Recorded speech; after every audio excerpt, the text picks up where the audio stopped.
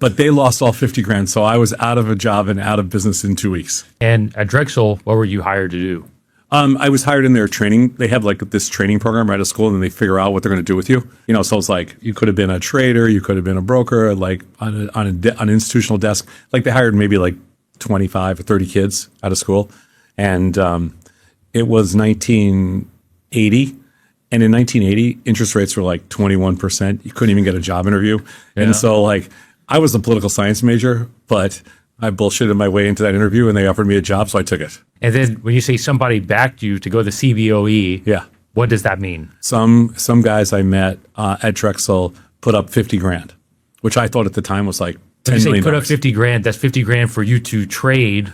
50 grand for me to trade in Chicago, but they were also going to do stuff. The reason they wanted to do it is because they wanted to put their own orders in because they thought they'd have an edge from New York, put orders in using my seat because I had to. So basically, you were going to be the physical person on the seat, and then they were going to call and give you orders, more or less. Yeah. Because it was all happening. That was the game plan.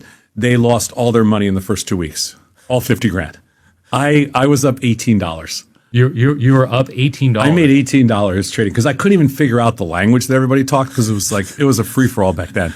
But they lost all 50 grand, so I was out of a job and out of business in 2 weeks. So when you say they lost 50 grand, meaning you were trading and you lost 50 grand? No. They put on a bunch of positions. I was just standing in a pit trying to learn just all the terminology, and they put on a couple positions, lost all 50 grand. I got tapped on the shoulder. They said, "All right, you're out of here, kid." And I'm like, "Oh, great, that lasted 2 weeks." So now I'm stuck in Chicago with a year lease and no money, and I had to figure it out.